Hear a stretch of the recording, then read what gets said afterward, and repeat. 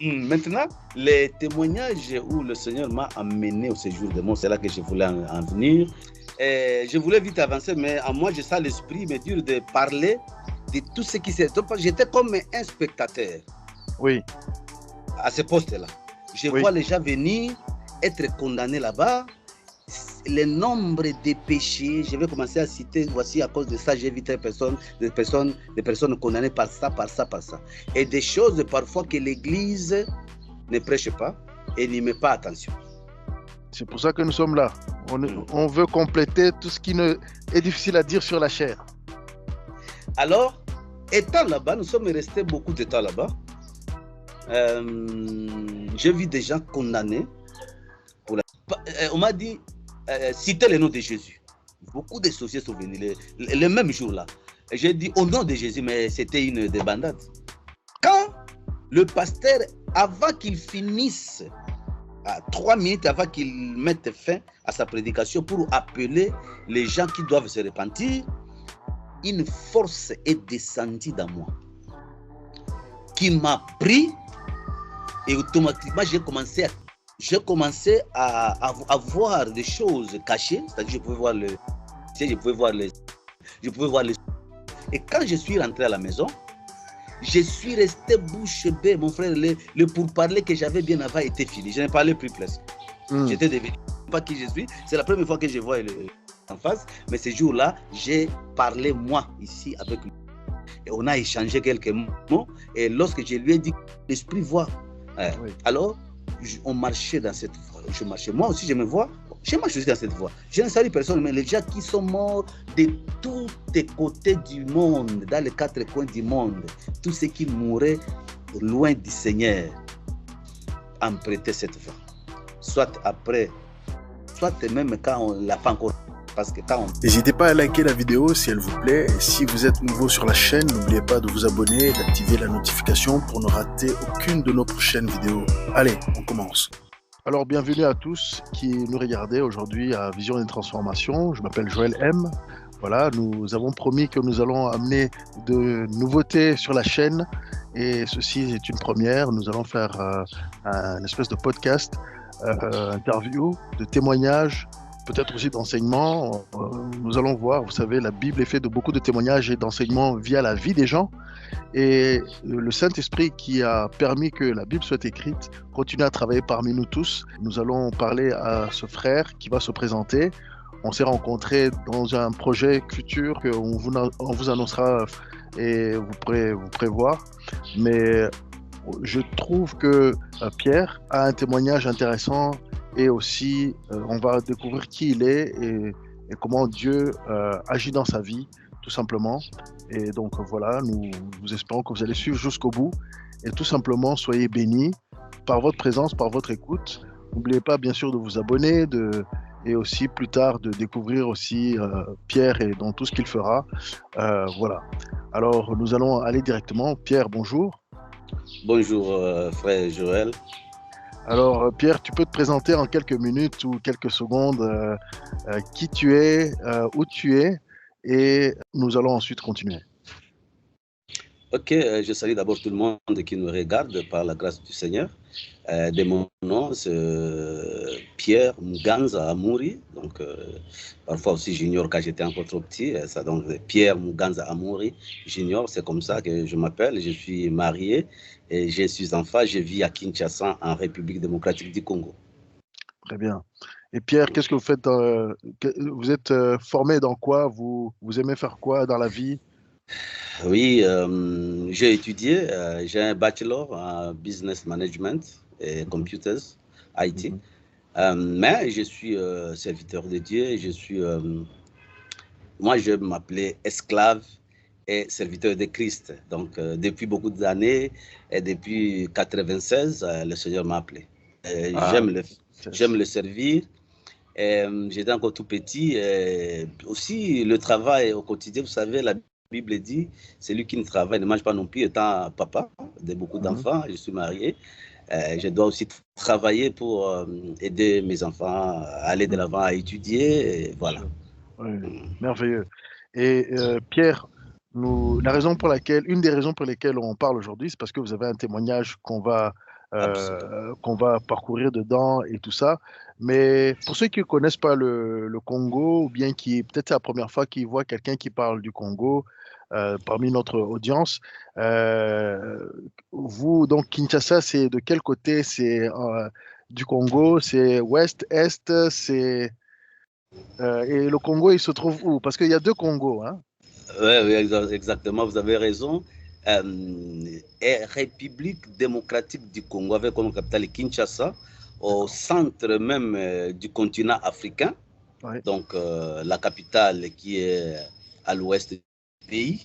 Oui. C'est là que je réside à Kinshasa, dans la commune de Ngaliema. Et Pierre, est-ce que on peut se tutoyer, hein? On va se tutoyer. Oui. Ça va aller très bien. D'ailleurs, c'est mieux là.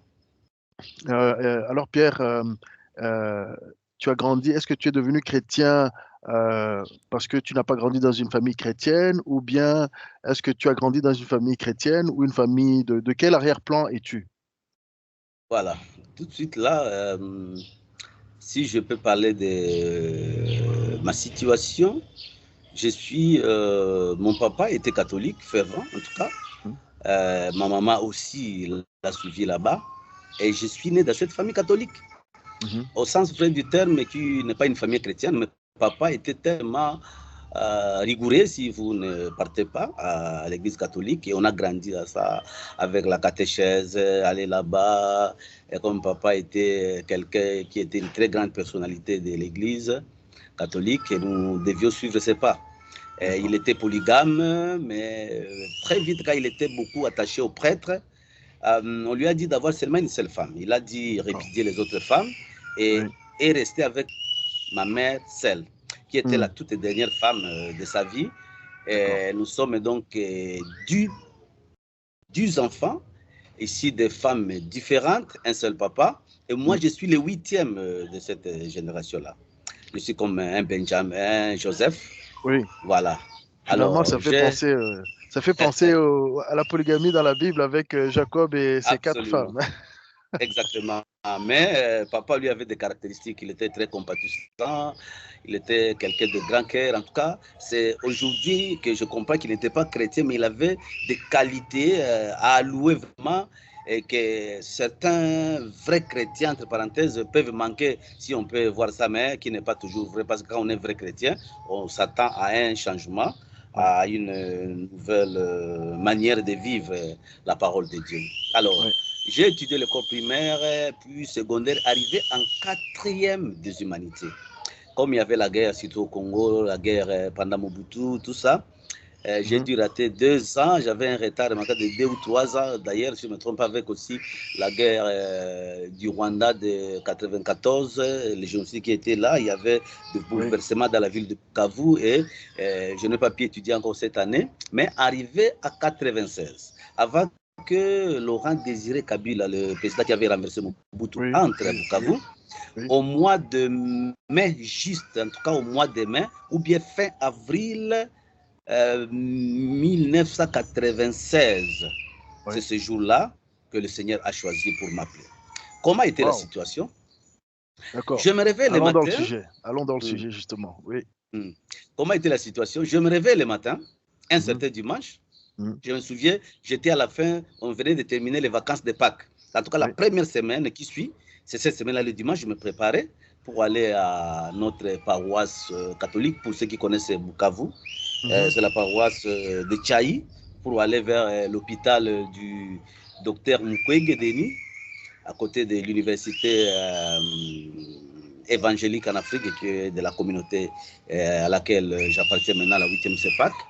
Maintenant, je me réveille le matin, je quitte notre avenue, j'arrive à l'avenue principale que je dois emprunter juste pour arriver à la paroisse.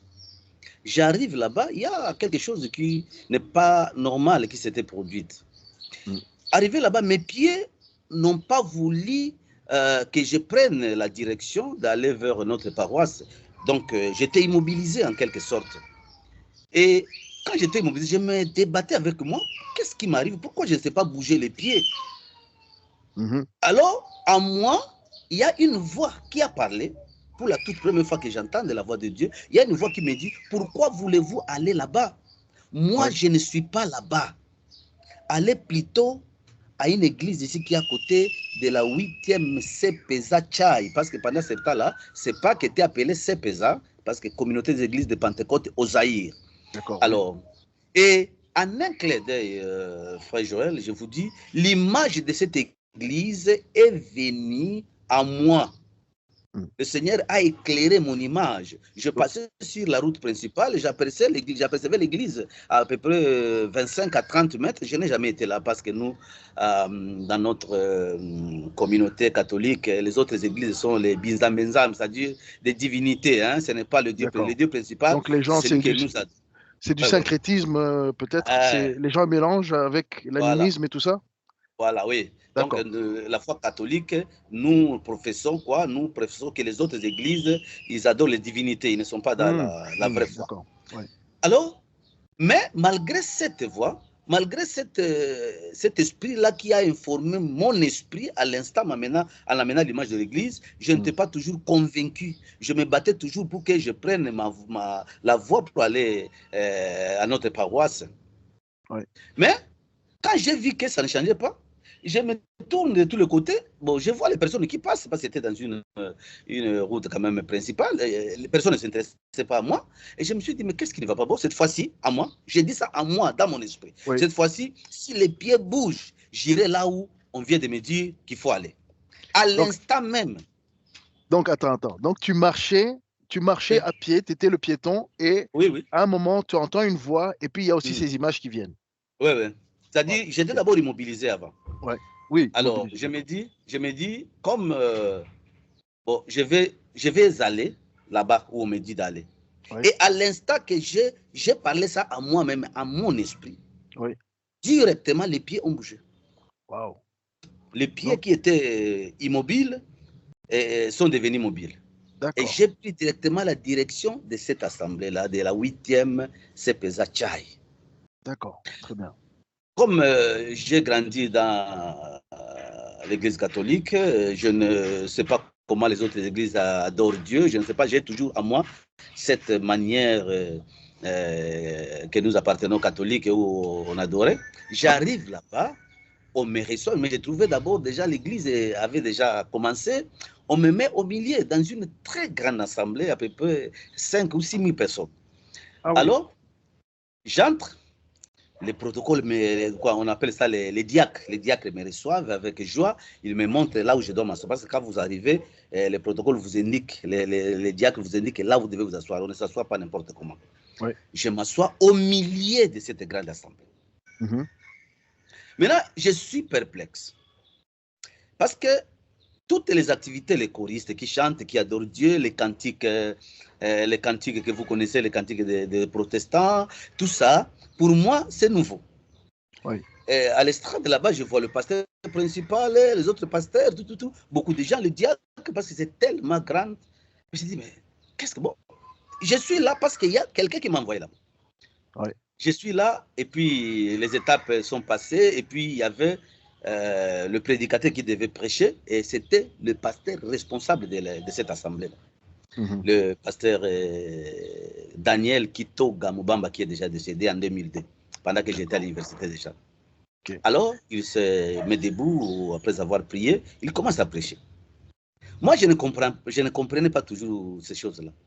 Je le suivais, mais si je peux faire une idée avant que cet événement du salut arrive, frère Joël, je me suis vu, moi, avant 2 semaines ou 2 semaines avant ou 3, j'ai commencé à avoir la soif de lire la Bible. J'avais un petit Nouveau Testament de GDO International Group que je lisais.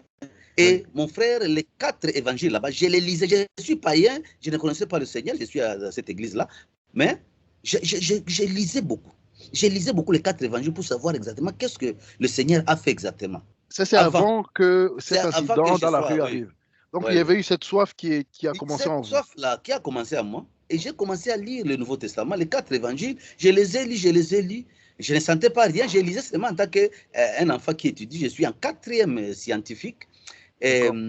J'avais la soif de lire. Je lisais. Oui. Alors, quand le pasteur, avant qu'il finisse à 3 minutes avant qu'il mette fin à sa prédication pour appeler les gens qui doivent se repentir, une force est descendue dans moi, qui m'a pris, et automatiquement j'ai commencé à crier, j'ai commencé à pleurer, et moi-même je me suis mis debout en pleurant jusqu'à passer au milieu de tous ces gens-là, jusqu'à aller devant là-bas. Je me suis mis à genoux. Le tableau sombre de ma vie est apparu, où je vois que tout est noir, je suis complètement païen, je ne connaissais pas Dieu. Et dans cette situation-là, le Seigneur a permis que je voie ma vie dans quelques minutes et montrer comment j'étais destiné à la perdition. Et que voilà la grâce qui est devant moi et que je dois saisir l'opportunité. J'ai beaucoup pleuré, mais ces jours-là, il y avait beaucoup de gens qui avaient reçu le Seigneur. Nous étions très nombreux, à peu près 20 de personnes. Et on a prié sur nous. Moi, je pleurais sans cesse, On a prié encore pour la deuxième fois. Et les pleurs, en tout cas, nous étions là-bas nombreux qui gémissaient, nous pleurions encore davantage. Et puis, une partie des pasteurs et des anciens nous ont pris pour nous amener en bas, donc à l'arrêt des chaussées de l'estrade. Là-bas, il y avait une chambre de prière, une chambre haute de prière. Et nous étions là-bas, on a continué à prier. Ils ont continué à prier, jusqu'à ce qu'on se sente un peu calme, parce que le feu du Saint-Esprit était tellement beaucoup qu'on ne pouvait pas résister. Et puis enfin, le pasteur qui était là, les anciens, ont commencé à nous donner des conseils. Et il y avait une grande transformation dans ma vie que je n'ai jamais expérimentée. Je suis venu païen, je suis rentré chrétien, un enfant de Dieu. Un enfant de Dieu, oui.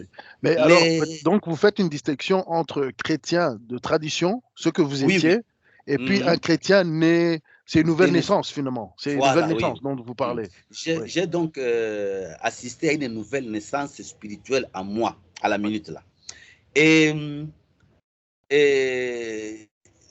à partir de ces jours-là, quand je suis rentré, je suis devenu une nouvelle créature. Donc, l'écriture de 2 Corinthiens, chapitre 5, verset 17, s'est accomplie à moi. Si une personne est dans le Seigneur Jésus, il est une nouvelle créature.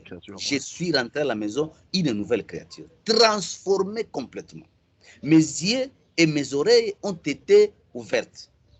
Je pouvais écouter la voix de Dieu. Et tu avais quel âge? C'était vers quel âge? J'avais 18 ans, 17 à 18 ans. Ah, merveilleux, Maintenant, j'ai commencé à écouter la voix de Dieu. J'ai commencé à voir des choses cachées, c'est-à-dire je pouvais voir le magicien, je pouvais voir les anges, je pouvais voir les sorciers. Et quand je suis rentré à la maison, je suis resté bouche bée, mon frère. Le pourparler que j'avais bien avant était fini. Je ne parlais plus presque. J'étais devenu là-bas calme. J'ai vite cherché la Bible. On m'a donné une Bible de traduction Tobe, des catholiques. J'ai commencé à lire. Et il y avait un aspect différent. Quand je lisais la Bible, frère Joël, c'est comme si je buvais du lait. J'ai commencé à ingurgiter la Bible, la lire, mon frère, d'une manière, c'est parce que je sentais à moi, c'est comme si je prenais du lait. Et la nuit, je ne dormais pas. Dans la maison, les gens ont manqué la paix parce qu'il fallait prier toutes les nuits. C'est du fait, les quartiers étaient alertés, les sorciers se sont venus nombreux, mais on m'a dit, citez le nom de Jésus. Beaucoup de sorciers sont venus le même jour-là. J'ai dit au nom de Jésus, mais c'était une débandade. Wow. C'était une débandade. Donc, attends, quand tu dis que les sorciers sont venus, donc c'est le fait de cette nouvelle naissance et cette effervescence. Oui, ils ont vu. Parce qu'ils ont vu dans le monde des ténèbres, derrière le voile, ils ont vu la lumière. Oui, ils ont vu la lumière, qui n'était pas là bien avant. Oui, qui n'était pas là bien avant. Et dans le quartier où tu habitais, donc tu fais partie des seuls nés de nouveau qui étaient présents finalement. Absolument, nous étions à 2, il y a un autre mais qui était à une distance, un peu plus loin. Et même la maison, même la belle, c'est parce que j'habitais, pendant ce temps-là, j'étais chez mon grand frère, mais mon frère, c'était terrible. Il dit, mais qu'est-ce que tu es devenu? Il dit, non, c'est le Seigneur, je ne sais même pas. Même à l'école, je ne parlais même pas. J'étais seulement, quand le professeur n'est pas là, je prenais mon petit Nouveau Testament, je commençais à le lire. Et tout de suite là, on m'a dit, tu es devenu pasteur. Nous étions vous savez, à cet âge-là, je faisais aussi la cour derrière quelques filles, bien que je n'étais pas vraiment plongé à ces choses-là. C'était fini. Je ne pouvais même pas regarder la face d'une fille. Pour moi, c'était une abomination. C'était ma Bible, aller à l'église, aller à l'école et lire la Bible. J'étais dans un orchestre, pour ceux qui connaissent notre quartier là-bas à Essence, à Bukavu, Amour Musique, c'était notre orchestre, et je n'y allais pas, on chantait des musiques mondaines, c'était fini. Ils sont venus me chercher et dit, moi, je suis devenu chrétien, j'aime Jésus. Et le fait du Saint-Esprit était là. Et je croyais que le Seigneur allait venir tout de suite parce que je ne voulais même pas aller à l'école. Parce que j'ai dit, le Seigneur va venir, on n'a plus le temps d'aller étudier, il faut attendre qu'il vienne. Oui. Il a fallu en parler avec le pasteur responsable qui m'a dit non, il faut aller à l'école. Oui, il faut appliquer de la sagesse dans toute cette effervescence parce que voilà 30 ans, quasiment 30 ans plus tard et le Seigneur n'est pas encore revenu. N'est pas encore revenu. Donc si tu me disais que le Seigneur n'allait pas venir pendant 10 à 20 ans, je n'allais même pas comprendre. Et je ne pouvais pas accepter. Parce qu'il y avait un bouleversement total. J'étais tellement humble, j'étais calme. Et depuis ce jour-là, en tout cas, le salut m'a pris. Je ne sais pas. J'ai fait une petite rétrograde tout simplement quand j'étais à l'université parce que j'étais pris à côté de la prière, de l'assemblée. Je pouvais y aller pas tous les jours. J'étais accro d'abord aux études. Le pasteur m'a dit, il faut étudier. Il faut étudier. Je voulais faire la théologie. La famille a refusé. J'ai dit, pas question, être pasteur. Non. Tu vas étudier le business et l'administration. Pas question, l'administration des affaires. Pas question de faire la théologie. Je voulais refuser. Le pasteur a dit, pas question, suivez ce que la famille a dit, étudiez ce qui est important. Oui. C'est vrai que les études restent importantes. Hein. Très, très importantes. Mais c'est vrai que parfois on sent comme un appel sur nos vies et on ne sait pas exactement comment l'exprimer. Donc, toi, tu voulais enchaîner directement dans l'école de théologie. Oui, je voulais directement. Donc, quand j'ai eu le diplôme maintenant, vous savez, je parle en sautant. Quand j'ai eu mon diplôme d'État, je voulais faire la théologie. Parce qu'imaginez, de 1996 en 2000, là-bas, mais c'était toujours chaud en moi pendant ce temps. Et je me dis, comme j'ai eu mon diplôme d'État, mon bac, je dois aller faire la théologie à notre université UEA. Et la famille a refusé. Et le pasteur, je voulais même abandonner. Quelle est l'image que les gens ont des pasteurs? Parce que des fois, on refuse parce qu'on dit, les pasteurs, c'est... Il y en a qui vendent du rêve, ou bien il y a des pasteurs, il y en a qui... ça ne paye pas bien. En Afrique, je sais que dans certains coins, de mon expérience du moins, il y en a, c'est le problème financier, par exemple, lorsque on est à 100% au service du Seigneur, et ainsi de suite. Quels étaient les arguments qu'ils ont dit par rapport à ça? Les arguments que la famille a avancés, c'était parce que beaucoup de pasteurs sont pauvres. Oui, c'est toujours... beaucoup de pasteurs sont pauvres. Oui. Ils ont dit que nous ne pouvons pas te faire étudier pour ne rien avoir en contrepartie. Nous voulons que demain tu finisses, tu prennes les autres en charge, comme ça se fait dans notre univers africain. C'est ça. Oui, je comprends. Et moi, j'avais dit, bon, je ne vais pas aussi étudier, je laisse, maintenant je me concentre. Voilà l'occasion que j'attendais pour me concentrer au service du Seigneur.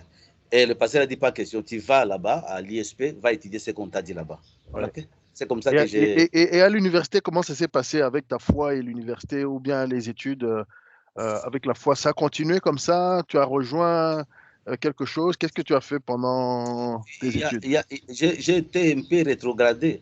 Le feu a reculé un peu. Vous savez, c'est un monde qu'on ne maîtrise pas à l'université. Il y avait des amis qui m'ont influencé. J'ai commencé à écouter la musique mondaine à un moment donné. Et puis, pas rentrer vraiment totalement, mais j'ai respecté toujours le temps de l'église. J'étais réservé, mais la musique mondaine, je sais, j'arrivais même à danser, ça. Mais en moi, ce n'était pas toujours comme ça. Mais comme j'étais un peu éloigné de l'église, des services d'intercession, bon, ça a continué comme ça jusqu'en 2005. Mais arrivé en 2006, les choses ont changé et le Seigneur m'a rappelé pour être tout près de lui jusqu'aujourd'hui. Il n'y a plus de temps de recul. Merveilleux. Donc le retour, c'était... Est-ce qu'il y a eu un incident spécial qui a fait que ce retour vienne, ou bien c'est simplement une prise de conscience quand tu as quitté l'université, quand tu as quitté les études? Je devais souligner quelque chose. Hein. Vous savez, le jour-là que le Seigneur m'a appelé, ce jour-là, j'étais rempli du Saint-Esprit. Oui. Les yeux étaient ouverts, les oreilles pouvaient écouter et voir maintenant beaucoup de choses qui étaient cachées. Donc, que l'homme normal ne pouvait pas voir ni entendre. Hein. Oui. Après, j'ai été maintenant baptisé dans l'eau. Après, parce qu'il faut être baptisé dans l'eau, ça ne suffit pas seulement d'être rempli du Saint-Esprit, il faut aussi être baptisé. Je souligne là l'importance pour tout enfant de Dieu d'être baptisé dans l'eau, l'immersion totale. Oui. Si cela n'est pas le cas, tu es en train de mettre un faux pas à votre salut ou de le tuer carrément. Voilà. Oui, ce n'est pas complet. Ce n'est pas Oui. complet, voilà. D'accord. Ok, donc depuis 2005-2006, c'est là où tu es, c'est là où tu es vraiment accroché au Seigneur. Et, oui, je suis revenu au Seigneur. Oui. Et dans le civil ou bien dans la vie normale, dans la vie que tout le monde connaît, est-ce que tu as commencé à travailler en même temps ou bien Oui. Je travaillais en tant qu'employé, d'abord dans une formation médicale comme secrétaire de direction, et puis j'ai quitté là-bas, je suis entré dans une autre société, et puis j'ai commencé à travailler, mais toujours étant un serviteur à l'église comme évangéliste pendant ce temps-là. D'accord. Et est-ce que justement le fait d'être rempli du Saint-Esprit, tu as vu des avantages à cela? Est-ce que tu as eu des visions? Est-ce que tu as eu des choses extraordinaires qui te sont arrivées dans ton parcours spirituel à partir de là? Oui. Il y a eu beaucoup. Vous savez, quand on s'attache plus au Seigneur, on comprend qui est le Seigneur. Donc le secret de Dieu appartient à ses enfants. Si tu n'as pas le Saint-Esprit, tu ne peux pas être chrétien, tu ne peux pas rien expérimenter. Donc, pour connaître le mystère de Dieu, pour connaître qui est réellement Dieu, il faut héberger le Saint-Esprit en toi. Oui. Si lui n'est pas là, vous êtes déconnecté du ciel, quelle que soit votre foi. Quelle que soit votre foi. Alors, 2006, 2007, 2008, 2009, et je m'approchais du Seigneur encore davantage. J'ai vu beaucoup de choses, mais ce que je vais souligner aujourd'hui, c'est en 2012. C'est en 2012, ouais. Nous venions parce que moi, je suis le responsable. Jusqu'aujourd'hui, j'aime beaucoup la prière, Joël. Je suis le responsable de l'intercession. Je suis le secrétaire. Je suis le chargé de l'évangélisation et vie de l'Église. Donc, j'ai beaucoup de fonctions que j'ai supervise aussi la comptabilité et finance de l'Église. Mais vous savez, nos églises n'ont pas suffisamment de moyens, mais j'essaie un peu d'être en ordre parce que nous travaillons dans une communauté très stricte. Alors, en 2012, on avait à peu près 21 jours de prière. Donc quand vous dites 21 jours, ça s'organise comment ces 21 jours de prière? Les 21 jours, on dormait à l'église. La permanence était là pour ceux qui pouvaient faire la permanence pour la journée, mais comme on travaillait déjà, moi je venais seulement le soir, toutes les nuits presque, on ne dormait pas. Toutes les nuits, j'étais dans notre état de prière et les jours, le temps de se débriller. Pour ceux qui étaient sans travail, pouvaient continuer la journée à prier. C'est ça. D'accord. Et je vous assure, lorsqu'on a fini ces 21 jours, le Seigneur a parlé par diverses personnes là-bas et j'ai noté ça. Et puis, quand on a fini le vendredi, la nuit, arrivé à dimanche, à samedi, on a fini. Le week-end, le matin, je suis parti au travail, bien sûr. C'était la demi-journée, je suis rentré à la maison. Et le dimanche, je suis parti à l'église. C'était vraiment incroyable. Et quand je suis revenu à la maison, je me dis, il faut récupérer tout le temps que j'ai passé. Tout le temps que j'ai passé sans pouvoir dormir, il fallait récupérer ça. Et alors, le dimanche, je me dis, je vais dormir avant. Là, j'entre dans une autre vision. Ce n'est pas ça que je voulais parler. C'est en 2016. On en parlera peut-être. On en parlera ça après. C'est une très grande vision aussi qui expose, parce que le Seigneur m'a visité pour une parenthèse seulement. Le diable avait une réunion avec tous les satanistes du monde, tous ceux qui adhèrent à sa politique. Et le Seigneur m'a fait visiter, j'ai pris part à cette réunion-là. donc vous avez été donc dans l'esprit, Oui, oui. le Seigneur vous a transporté là et vous avez pu voir ce qui se passe dans leur J'ai organisation. assisté à la réunion. Mais la réunion n'avait pas pris fait parce que ma présence a bouleversé beaucoup de choses. On en parlera après. Ils ont détecté, d'accord, ok. Ils n'ont pas de, mais c'est moi-même qui me suis fait présenter. Ils ne savaient même pas. Le diable ne savait même pas qui je suis. C'est la première fois que je vois le diable en face. C'est après, bon, les anges, je les voyais toujours, les anges déchis, les esprits, les anges de Dieu. Je voyais tout ça depuis longtemps. Mais ce jour-là, j'ai parlé, moi, ici, avec le diable. Et on a échangé quelques mots. Et lorsque je lui ai dit que moi, je ne suis pas de ce monde, comment tu es incapable de me détecter ici? Et quand j'ai cité le nom de Jésus, parce que tous les gens ont prié, non, il va mourir, comment il répond, le grand maître, il dit, moi je suis mort déjà. Depuis que Christ est mort, j'étais mort. Quand il est ressuscité, j'étais ressuscité. Moi, je ne suis pas de ce monde. Et c'est là a créé, parce que la réunion s'était née au-dessus d'un grand océan, je ne sais pas lequel, mais c'était au-dessus de grandes eaux vraiment. Et il y avait des flots, des tempêtes, tout ça. Et la réunion a pris fait, il y avait beaucoup d'événements. Nous en parlerons dans notre prochaine édition. Et bien là, vous nous... Vraiment, oui. Continuons Bon. sur le témoignage. Maintenant, les témoignages où le Seigneur m'a amené au séjour de moi, c'est là que je voulais en venir. C'est en 2016, en octobre vraiment, fin octobre. Oui. Fin octobre 2016. Parce que je suis habitué maintenant au Seigneur, les anges pouvaient venir me prendre et nous partions avec eux, me montrer les choses dans certaines églises, comment les églises fonctionnent, comment le pasteur là qui parle beaucoup à la télévision, regarde, il prend encore quelques vins dans sa maison, il boit, et beaucoup de choses. Le Seigneur me montrait ça, me montrait l'état de santé de cette église. Les anges pouvaient me prendre, m'amener même dans mon église à Bukavu, regarde comment l'église est devenue, tout. Mais ce jour-là, je dormais, je ne m'inquiétais pas de rien. Mais avant que cet événement arrive, j'étais trop attaqué, Joël. Très attaqué. J'ai fait 4 mois. Dans les 4 mois, chaque mois, je pouvais faire 3 semaines de maladie. Soit j'ai la diarrhée, soit j'ai l'amibe, soit j'ai le maux de tête, soit j'ai la conjonctivite. Mon frère, j'étais attaqué de telle manière que madame a commencé à dire, mais toi, tu vas mourir et tu risques de me laisser parce que moi, je ne vais pas à l'hôpital d'habitude. Je ne conseille pas aux gens de ne pas aller à l'hôpital. Moi, ma foi est que le Seigneur doit me guérir. C'est ça ma foi. La Bible dit, vous imposerez les mains aux malades, ils seront guéris. Pas, vous imposerez les mains aux malades et vous les envoyerez à l'hôpital. C'est par manque de foi que nous y allons aussi. Parce que le Seigneur peut nous guérir sans même passer par les mains de médecins. Lui, il est le médecin par excellence. Tu me fais penser à Wigglesworth. Mais bon, continuons. Voilà. Ça c'est déjà ça, c'est un point que c'est un niveau de foi que tout le monde n'a pas.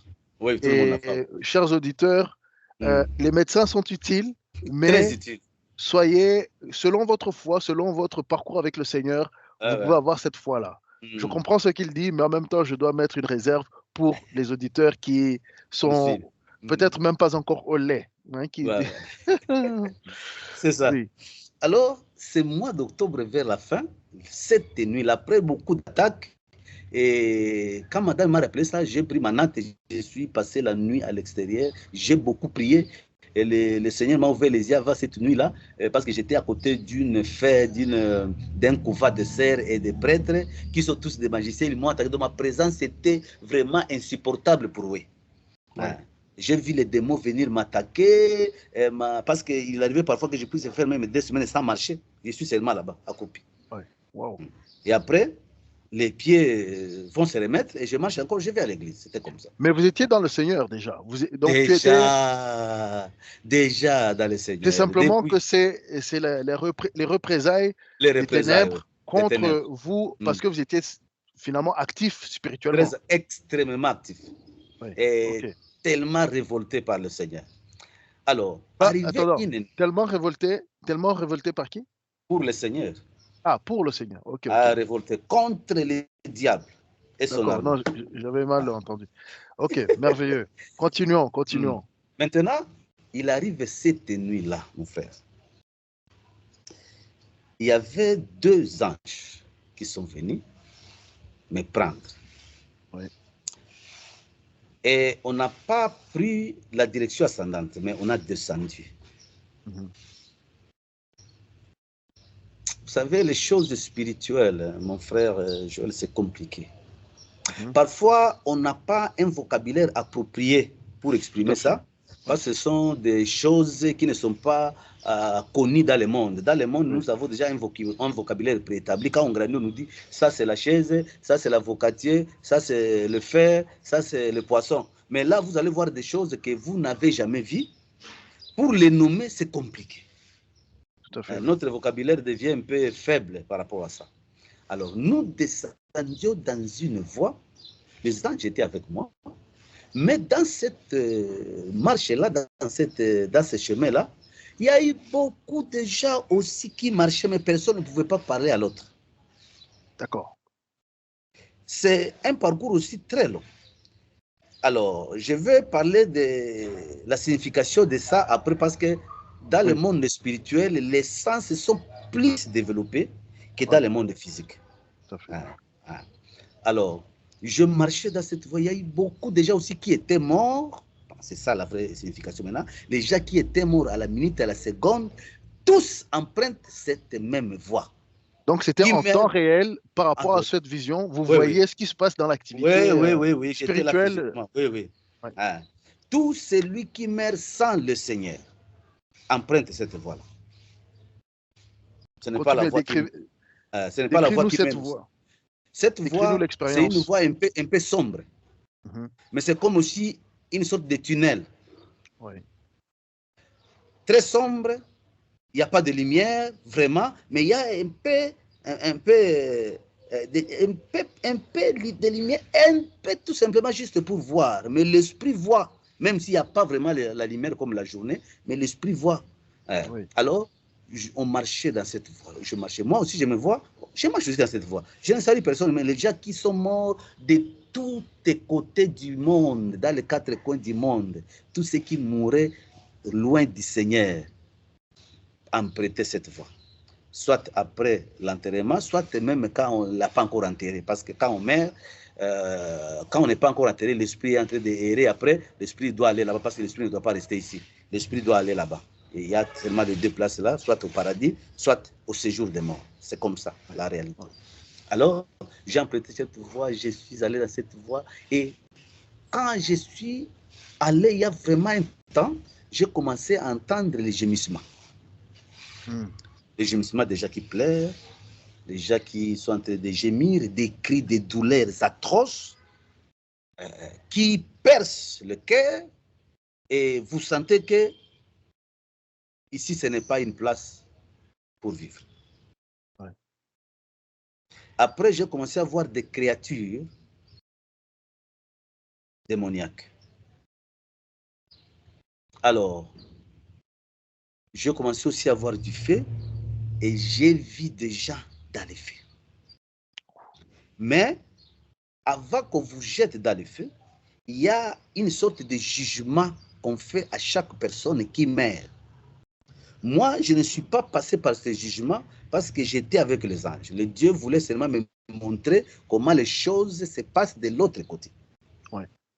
Mais les gens que je voyais qu'on était avec eux dans ce tunnel-là, ils ont été jugés là-bas. Les anges étaient là, il y avait une table et ils devaient rester là-bas. On lui demandait, tu viens d'où? Pourquoi tu viens? C'est parce que l'aspect de ces créatures, ça donne de la peur. Ça donne de la peur. Et vous-même, vous réalisez tout simplement que je suis perdu. Et dans ce tunnel-là, juste, peut-être au début, les gens ne réalisaient pas. Mais quand vous êtes au milieu de ce tunnel-là, vous allez commencer à réaliser, votre esprit commence à réaliser que l'enfer existe. C'est que la Bible parlait. Tu commences à réaliser que, en tout cas, l'enfer existe. Moi, je suis perdu. Toute âme, je pouvais lire ça dans la personne de beaucoup de personnes, que les gens se posaient cette question et voyaient maintenant la réalité en face. Vous avez des questions avec vous, mais il y a une réalité qui est devant toi. Et Quand ils sont arrivés là-bas, vous voyez de l'autre côté, les gens sont dans les faits, ils sont en train de tourmenter. Il y a des milliers et des milliers de démons. Et les démons sont tellement structurés qu'il y a ceux qui s'occupent de ceux qui sont venus, il y a ceux qui s'occupent de ceux qui sont là-bas, il y a des cellules, des cages. Donc, il n'y a pas moyen d'expliquer comment ces choses sont, mais je les ai vues et je les atteste. Donc, tu es en train de dire que l'enfer est organisé. Parce que finalement, tu décris l'enfer. Tu es en train de décrire l'enfer. Oui, l'enfer. Et c'est très organisé. Ils sont organisés. Parce que les démons travaillent indépendamment. Il n'y a personne qui peut te dire, moi, je suis en repos. Non. Toutes les âmes qui sont là-bas, imaginez le monde entier, toutes les personnes qui meurent. Oui. Mais dont personne ne peut pas être sans 3, 4 ou 5 démons qui les tourmentent. Non. Et maintenant, les hommes, les femmes qui arrivent là-bas, ce sont des esprits parce qu'ils sont morts. Des esprits. Mais l'aspect de la personne est comme il était dans le monde. Donc son âme maintient cette forme humaine. Absolument. Oui. Okay. Et quand vous arrivez là-bas, c'est comme le premier poste de contrôle. Oui. Vous y arrivez, les démons commencent à vous rappeler que vous étiez dans le monde. Vous venez de l'autre monde là-bas. Pourquoi vous venez ici? Vous allez aussi répondre à ce questionnement qui est obligatoire. Et là, je souligne un aspect. On n'a aucune force là-bas. Oui. On ne peut, même si tu es en Erteker ou je ne sais pas quel quartier dans ce monde, là-bas, tu n'es qu'une petite fourmi. Oui. Ce sont les démons qui font la loi là-bas. Oui. Tu n'as aucune force. Tout ce qu'eux veulent te faire, ils vont le faire. Oui. Et là, même si tu invoques le nom de Jésus là-bas, le nom de Jésus n'a plus d'aspect là-bas. Et les démons vont d'ailleurs se moquer de toi, de dire que monsieur, ce n'est pas ici où tu peux faire ces choses-là. Hein? Tu n'as pas voulu les faire là chez vous, dans votre monde là-bas. Ici, c'est nous qui sommes les maîtres. Hein? Ils ont un aspect terrifiant. Hein? Oui. Alors, ils vont commencer à te poser les questions. Pourquoi tu aimes venir ici? Il dit, tu n'as jamais entendu, frère Joël, tu n'as jamais entendu que le Créateur avait envoyé son Fils pour sauver l'humanité? Ils ne vont pas citer le nom de Jésus-Christ. Mais ils vont dire, il y a le Créateur a envoyé quelqu'un qui est mort sur la croix pour vous sauver, vous, mais vous ne voulez pas. Ou bien vous n'avez pas voulu. Et ils connaissent toutes les langues. C'est les démons eux-mêmes qui disent ça. Oui, mais qui vous disent ça. Wow. Vous serez d'abord surpris d'entendre qu'ils connaissent aussi l'évangile. Oui. Et moi, je suis à l'écart, mes pieds ne touchaient pas. Parce que dans ce monde maintenant, parce que nous arrivons au séjour des morts, c'est brillant, c'est chaud, oui. C'est comme la braise en bas qui est en train de finir, mais c'est brillant. C'est très brillant, qu'on ne vous trompe pas. Il y a une chaleur atroce là-bas. Oui. Mais moi, j'étais en l'air. Je ne marchais pas, mes pieds ne touchaient pas par terre. Avec 2 anges, en tout cas que je voyais, qui étaient derrière moi. Alors, ils vont commencer à te poser des questions sur votre vie. Et si vous allez à côté d'une question, ils vont faire apparaître un écran géant là-bas, montrant votre vie sur terre, dans une église, quelque part, ou sur la radio, ou si quelque part où tu as entendu le vrai évangile du salut. Ici, c'est la terre. D'accord. Parce qu'au moins, chaque personne avant de mourir, le Seigneur lui donne ne fût-ce qu'une seule occasion pour écouter l'évangile du salut qui sauve. Pas n'importe quel évangile, pas n'importe. Ils filment ça et ils ont dans leur bibliothèque les images et les sons et les enregistrements de chaque personne sur la terre.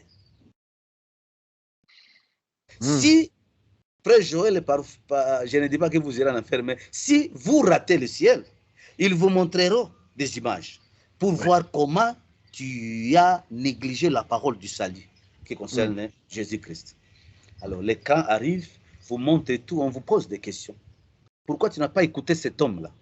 Parce qu'il y a le péché capital qui domine sur chaque personne. Oui. Et c'est à cause que tu vas comparaître par rapport à ce péché capital-là. Et ils vont te dire, nous savons que dans ce monde-là, nous avons beaucoup d'églises, Mais nous savons aussi, il y a quelques églises qui prêchent cet homme juste qui était venu vous sauver. Mon frère, vous serez abasourdi. Il n'y a pas moyen de dire, parce que tout est à découvert. L'écran est là, vous montre tout. Les conseils, il n'y a rien, mon frère.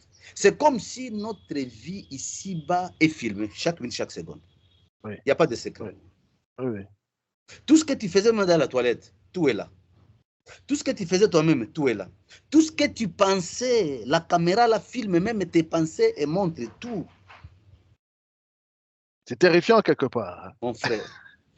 C'est-à-dire, hein, quand vous allez en enfer, vous-même, vous allez toujours réaliser simplement que j'ai voulu être ici parce que je n'ai pas écouté. Et après ces jugements-là, on va commencer à vous torturer. Si c'est l'impudicité, les démons vont s'occuper de tes parties intimes. Et c'est atroce, c'est devant tout le monde. Il n'y a pas la honte là-bas, les démons n'ont pas la honte. Il faut tout, c'est atroce. N'allez pas là-bas. En tout cas... Donc tu as vu certaines de ces tortures? Oui. Wow. J'insiste en disant à nos téléspectateurs, n'allez pas en enfer, tout simplement. Oui, tout simplement. N'y allez pas.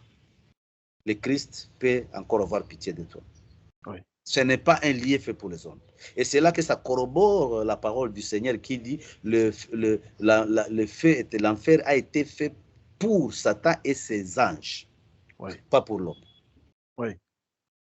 Et lorsqu'on va finir avec toi sur ce débat-là, c'est alors qu'on va te torturer et puis t'envoyer à la Syrie parce qu'il y a des avenues là-bas. Il y a l'avenue des fumeurs, des chanvres ou des cigarettes, même ceux qui mettent la poudre de la cigarette dans le nez ou dans la bouche comme ça, des tabac, oui. Il y a l'avenue, il y a l'avenue des musiciens du monde qui adorent Satan par leur musique, il y a l'avenue des impudiques, il y a l'avenue des lesbiennes et tout ce monde, les féministes, il y a l'avenue des magiciens. Donc, il y a des avenues. Toutes ces avenues, ce sont les péchés qui vous a caractérisé pendant votre séjour terrestre et vous y serez affecté et vous allez trouver des démons spécifiques qui vont vous tourmenter là-bas. Wow. Oui. Alors, c'est atroce.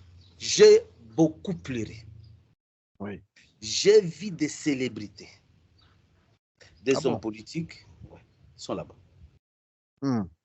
D'ailleurs, pour votre information, tous les présidents presque du monde, il n'y a aucun président qui est parti au ciel encore, à part quelques rois d'Israël. Oui, parce que souvent pour arriver à ce niveau de pouvoir, il faut avoir fait beaucoup de choses qui ne sont pas forcément... Bien sûr. On en parlera quand on va parler de la vision où le Seigneur m'a fait participer à cette réunion que le diable avait.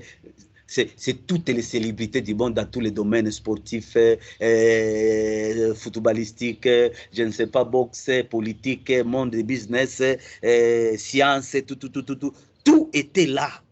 Tout ce qui influence les humains, les hommes. Oui, ils étaient dans cette réunion-là. Alors nous rentrons dans notre témoignage. C'est abominable. Mais et comment tu as vécu ça? Donc ça s'est passé dans ton sommeil. Donc tu récupérais, tu voulais te reposer après les 21 jours et ensuite c'est à ce moment-là que tu as vécu ça.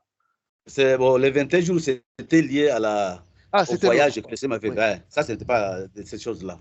Maintenant, je ne pouvais pas supporter ça. J'étais surpris de voir. Vous voyez, il y a certains films que nous voyons, on tue quelqu'un et l'homme se décompose, devient comme une acide sulfurique, mais l'homme apparaît encore. C'est ces phénomènes-là qui se font avec les âmes. On les torture, ceux qui buvaient de l'alcool ici, on peut lui donner, les démons peuvent lui donner l'alcool. Lui, il voit que c'est l'alcool, il dit, bon, mais c'est de l'acide. Ça va fondre son intérieur, tout, mais la personne va revenir encore à son esprit, vous voyez, parce que l'esprit ne meurt pas, on ne vous trompe pas. Donc la personne souffre, oui. Elle se décompose et puis elle est régénérée. Et puis régénérée encore. Donc quelques images de films qu'on voit ici, c'est très satanique. On puise les images dans le monde de Satan où on prend ces images et nous amène ici. Vous êtes torturés, mais vous ne mourrez pas.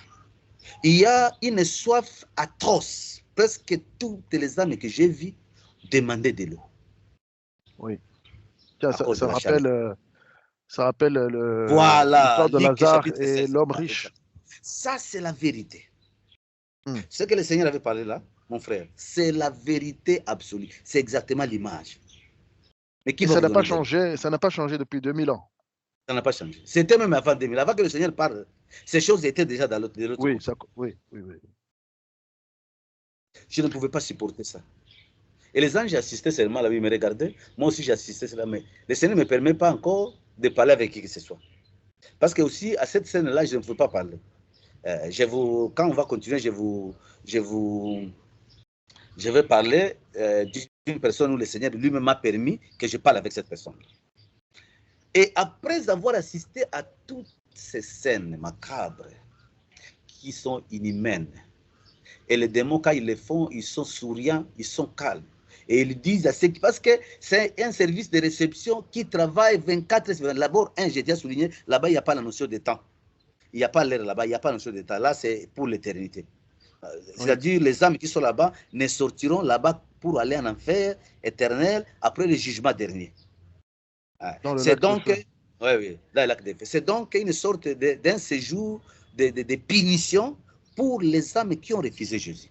Et je tiens à souligner, même si tu es mort non chrétien, tu es musulman, j'ai vu les musulmans, j'ai mis les bouddhistes, les animistes, toutes les croyances du monde, les bouddhistes, qui ne craignent, qui ne croient pas au Seigneur Jésus. Quand ils meurent, avant même d'arriver là-bas au poste de contrôle, là-bas, ou au poste de jugement, leurs âmes reconnaissent que c'est lui qui est le sauveur, c'est Jésus. J'ai entendu des païens, des gens qui ne connaissent pas Dieu sur terre, invoquer le nom de Jésus là-bas. Et j'ai compris, c'est là que j'ai compris que Jésus est le sauveur de Genèse et Apocalypse. Quand les gens parlent, oh non, quand Jésus n'était pas là, comment ces gens étaient sauvés? C'est Jésus qui a sauvé ces gens là-bas. Quand il est allé prêcher, et les 3 jours à Samon, quand il était allé prêcher les âmes qui étaient en souffrance. Oui. Mais les gens ne comprennent pas ça. Toutes les âmes plairent Jésus. Là, les kimbanguistes n'ont pas demandé kimbangu, les musulmans n'ont pas prié là où Mahomet, ils ne citent même pas ce nom, parce que ce nom-là, non, aucun effet. C'est comme si tu invoquais encore Satan, c'est la même chose. C'est comme si tu appelles ton voisin. Voilà. Les branamistes, les bouddhistes, personne, là, les seuls noms qu'on invoque là-bas, c'est le nom de Jésus. Seulement les esprits qui sont morts qui parlent de Jésus là-bas. Wow. Il est le seul chemin finalement. Absolument. Tu vas reconnaître que le chemin, la vérité, c'est Jésus. Toutes les âmes parlaient de Jésus, mais les démons se moquaient d'eux du fait que là-bas, Jésus n'intervient pas. Jésus n'intervient pas. Et ces cyclistes, ces mouvements-là, donc, vous vous décomposez, vous revenez encore à l'état initial, et toujours c'est comme ça, tous les jours. Tous les jours. Ceux qui sont là-bas depuis 400 ans, ceux qui sont là-bas depuis 1000 ans, ceux qui sont là-bas depuis 500 ans, ceux qui sont là-bas depuis, c'est toujours comme ça. Wow. Et donc, finalement, vous, c'est encore très frais dans votre esprit. Vous savez, c'est comme si on a pris ces choses là-bas, on les a imprimées dans ma mémoire. Oui. C'est beaucoup d'années depuis 2016. 16, oui. Oui. Mais je les ai encore comme c'est hier. Tout à fait, oui. Et quand vous êtes réveillé, ou bien est-ce qu'il y a d'autres choses que tu veux continuer? Oui. Dessus, est-ce qu'il y a des particularités que le Seigneur t'a montré, peut-être à préciser encore? Parce que tu as déjà dit beaucoup, mais peut-être qu'il y a des précisions dans tous les témoignages que j'ai entendus, des gens qui ont des expériences avec le Seigneur, que ce soit au ciel ou que ce soit en enfer ou bien même dans ce monde-ci, souvent il y a des faits assez spécifiques qu'ils reçoivent. Bon, là, tu nous as déjà cité beaucoup, mais est-ce qu'il y a d'autres choses que tu as envie de partager? Tellement je suis resté beaucoup de temps au poste là, Je voulais vite avancer, mais à moi, je sens l'esprit me dur de parler de tout ce qui s'est... J'étais comme un spectateur Oui, à ce poste-là. Je oui. vois les gens venir, être condamnés là-bas.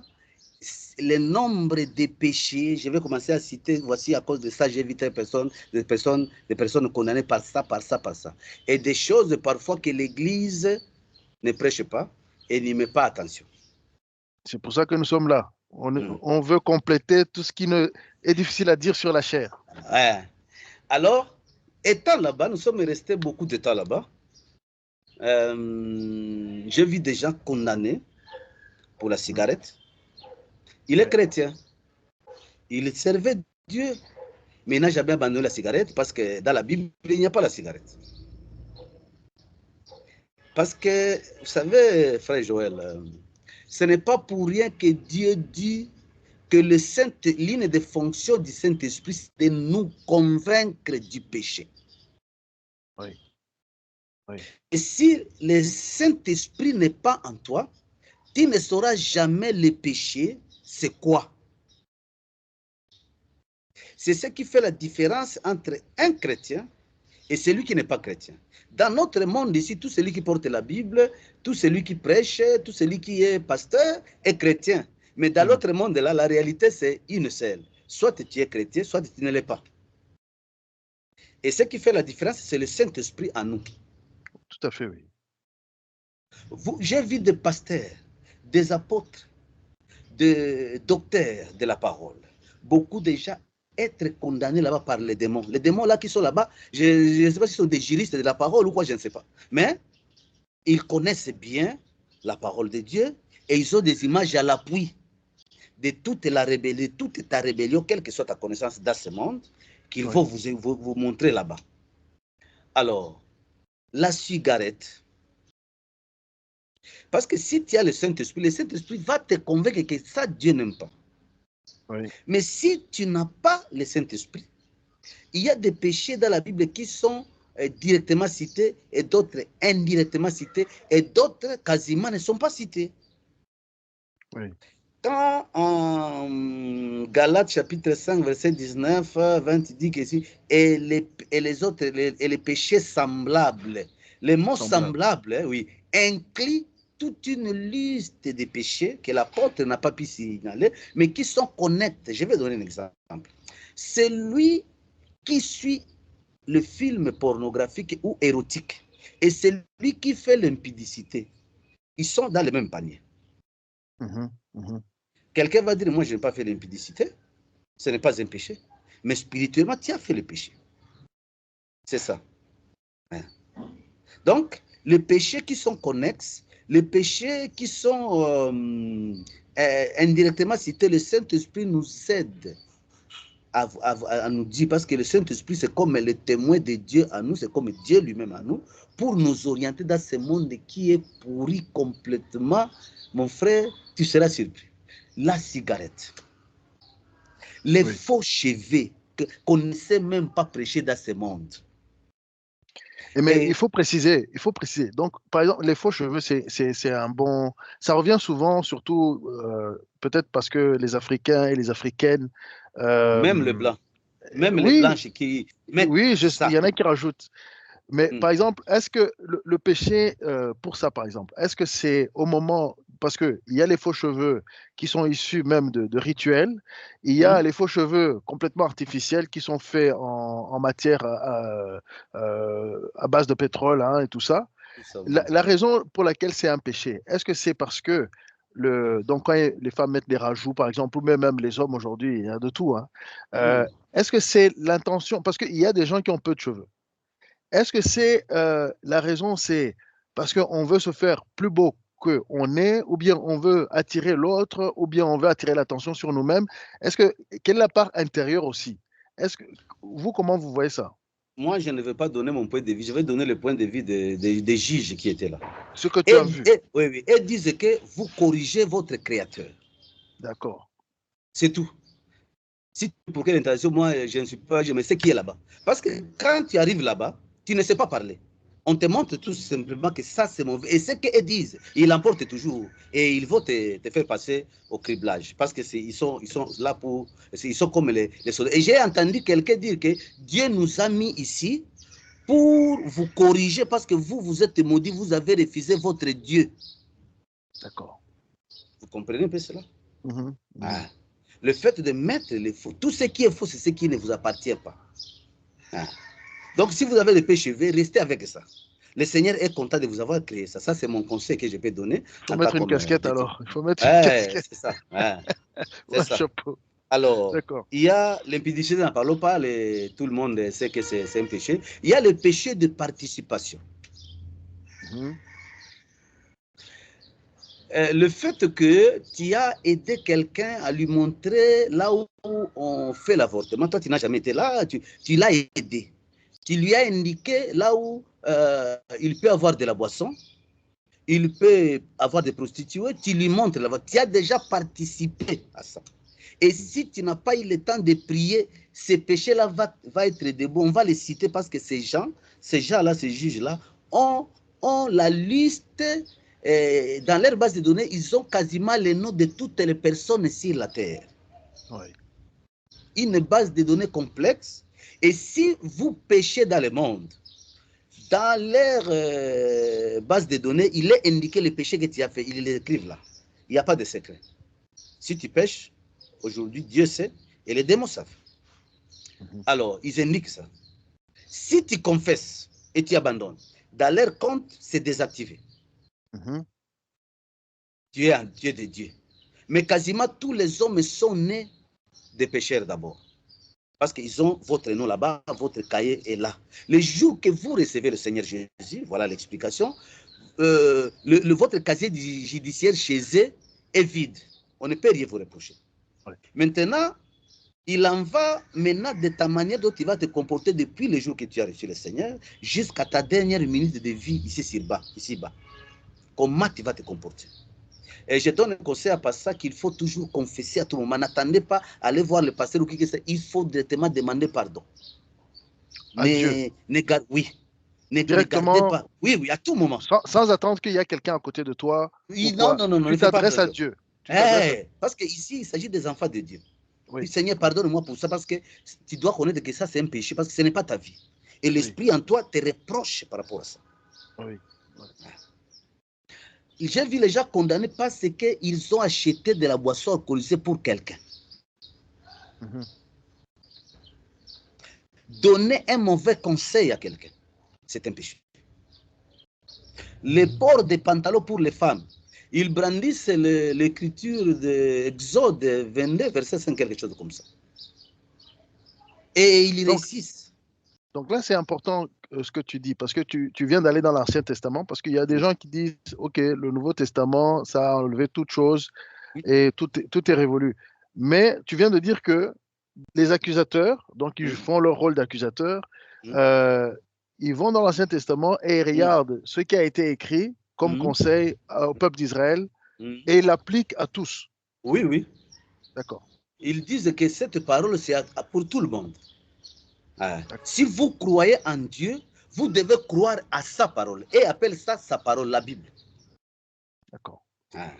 Ils ne distinguent pas Nouveau Testament, non, ils disent la parole du Créateur, c'est ça.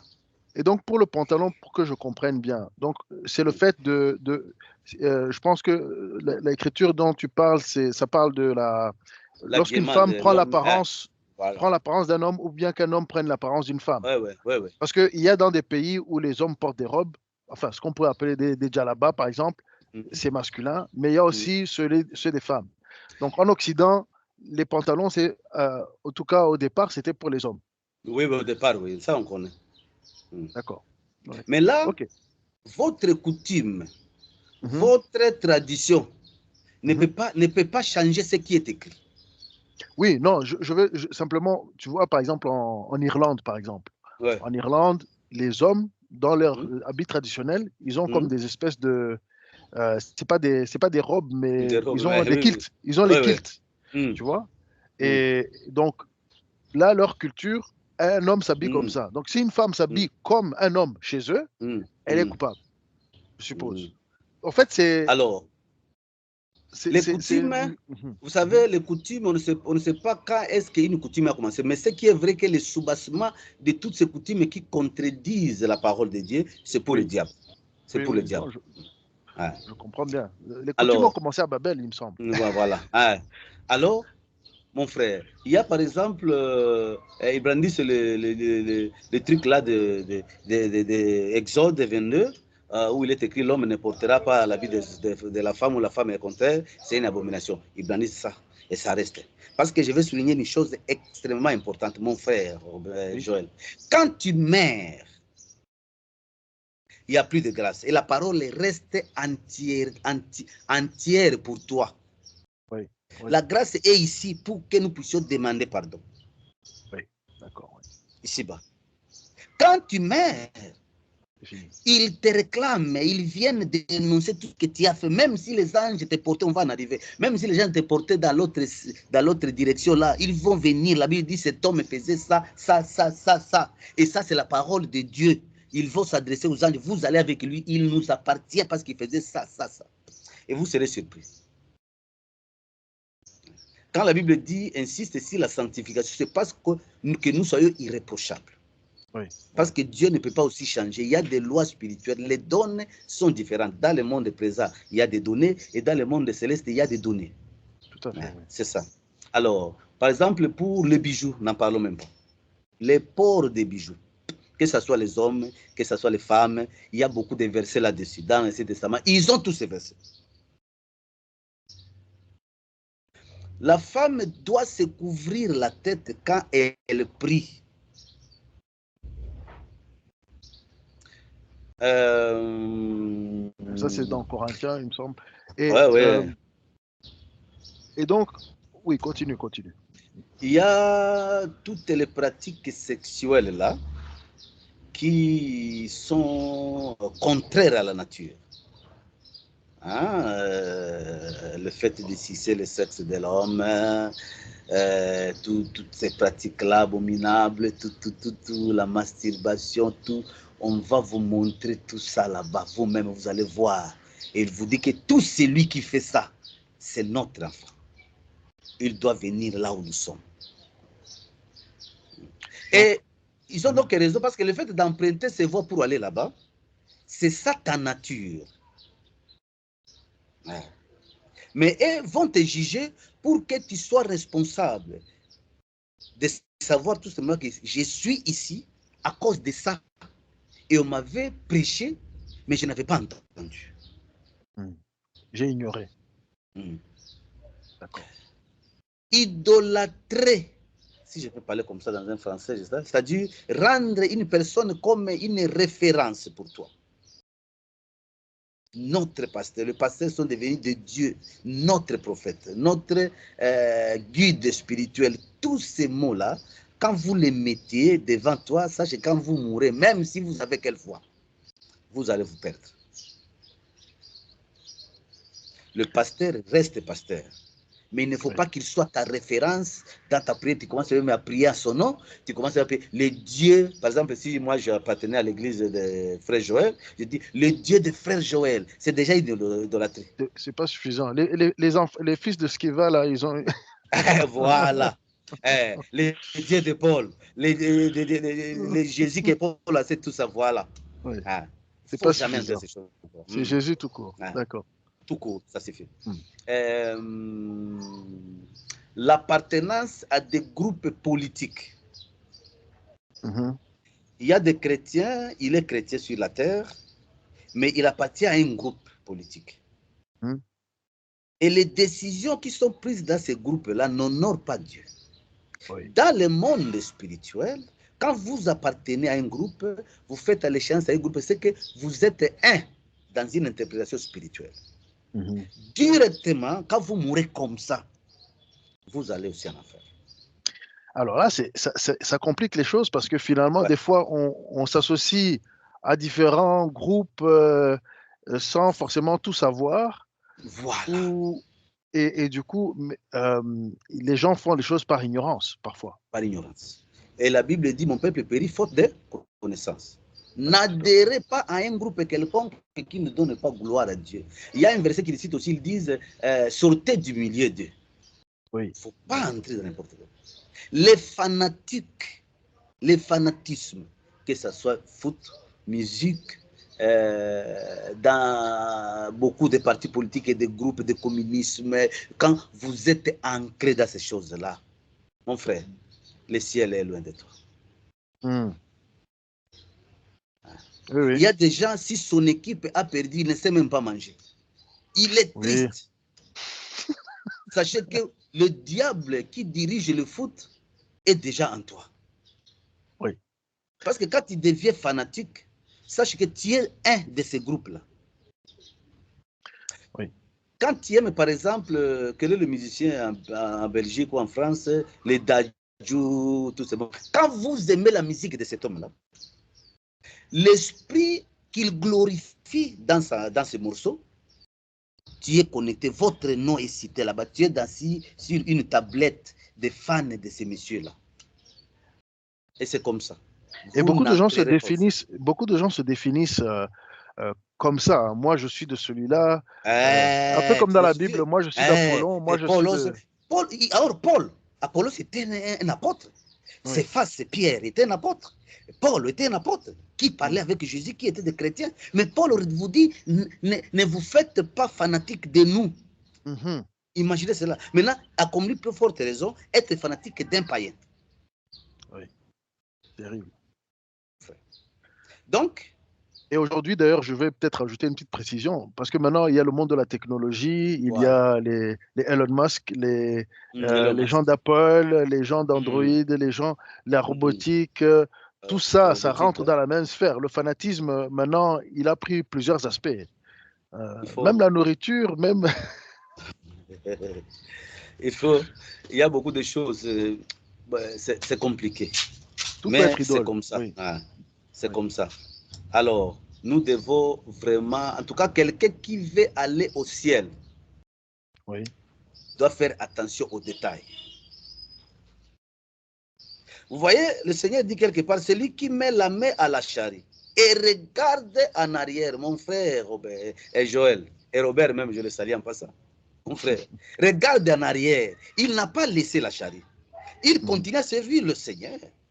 Il craint le Seigneur.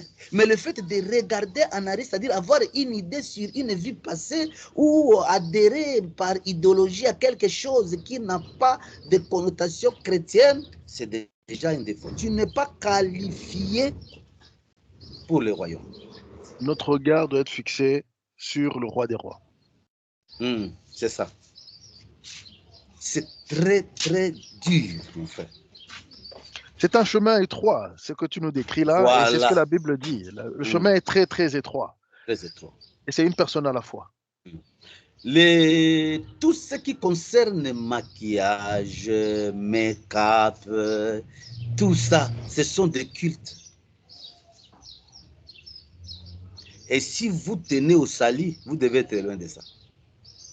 Je sais que c'est difficile, mais c'est comme ça. Vous ne pouvez pas entrer au ciel en faisant le make-up. Jamais. En mettant les faux ongles, les vernis, les rouges. Mon frère, c'est difficile d'admettre ces choses-là. Mais ces gens qui sont commis au poste de contrôle là-bas des jugements vont vous étaler en détail toutes ces choses. Et vous serez surpris. Wow.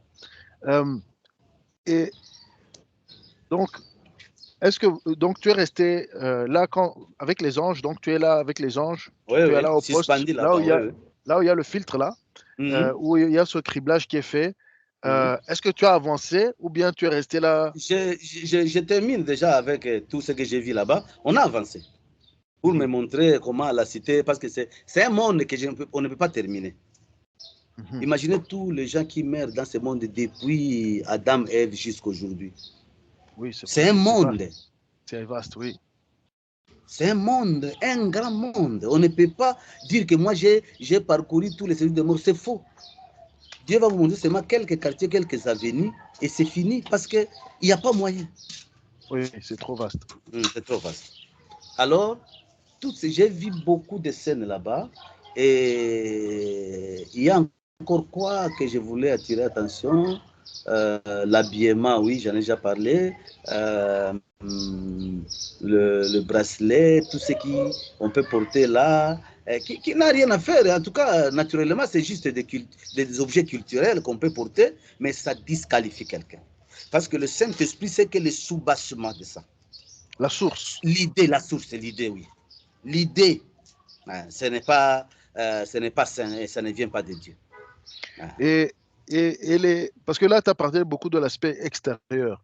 Est-ce qu'on t'a montré des choses intérieures aussi? Parce qu'il y a aussi ces intérieur, choses-là. les mauvaises pensées que les gens, la haine, tout était étalé là-bas. Avoir fait un péché en cachet, tu as par exemple avorté, tu n'as jamais parlé à personne. Et tu sers le Seigneur. Et quand tu meurs, on va te dire tu avais avorté. On montre les images de là et l'enfant qui est dans une tunnel ou quelque dans un tunnel où vous l'avez jeté ou je ne sais où vous êtes parti. On vous montre voilà ce que tu as fait. C'est à cause de cela que tu es ici.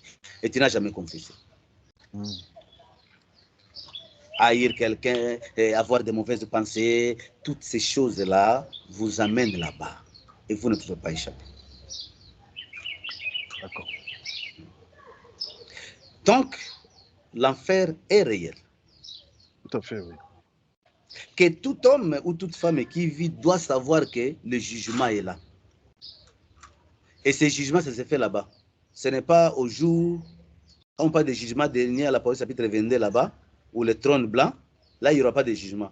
Là, on va prendre seulement les livres de vie pour regarder les noms des personnes qui y figurent et on vous dit, allez dans les royaumes. Et les autres dont les noms ne figurent pas dans les livres de l'agneau seront directement jetés. Il n'y a pas de jugement là-bas. Le jugement, c'est à ce niveau-là, oui. Le classement est déjà fait, les destinations sont déjà établies. Oui, oui, c'est déjà établi, voilà. Alors, nous sommes, après un long moment là-bas, nous avons quitté avec les anges, nous avons maintenant commencé à parcourir. Je vois les faits, je vois les avenirs, je vois des gens qui sont torturés dans des cages, mais il y a toujours du feu partout. Le feu partout, il y a du feu. Mais il y a un constat, les anges là-bas, les feux qui est là-bas, ne les tourmentent pas. Ça tourmente seulement les personnes qui étaient dans ce monde et qui sont mortes, qui sont là-bas. D'accord. C'est ceux qui souffrent. Et ils sont infligés par des terribles punitions. Il y a des épées. Je ne sais pas énumérer, mais il y a beaucoup d'objets qu'on utilise pour vous torturer parce que vous avez refusé de reconnaître celui qui vous a envoyé. Il ne cesse pas d'argumenter ça. Vous avez renié celui qui vous est destiné pour le salut. C'est-à-dire, vous aimez ici et nous vous attendons ici pour vous torturer. Oui. Wow. Alors, nous sommes partis avec les anges, nous avons parcouru beaucoup de, je ne sais pas dire de kilomètres, mais nous sommes allés vraiment loin. J'ai vu beaucoup de gens que je connaissais ici, là, mais qui sont là-bas. Donc, des gens du quartier, des gens de la famille, des gens du Congo, de l'extérieur du Congo, qu'on voit à la télé, beaucoup de figures sont là-bas. D'accord, ok. Maintenant, il y a une célébrité qui est musicien, qui était mort cette année-là, mais au mois d'avril, dans un festival qu'on appelle le FESPAM, si c'est fait, de Bamako. Un artiste, Papa Wemba, musicien là. Oui. Qui était mort. Oui. Je l'ai vu. Le Seigneur m'a permis que je puisse parler à cet homme-là. Wow. Comment se présente la scène?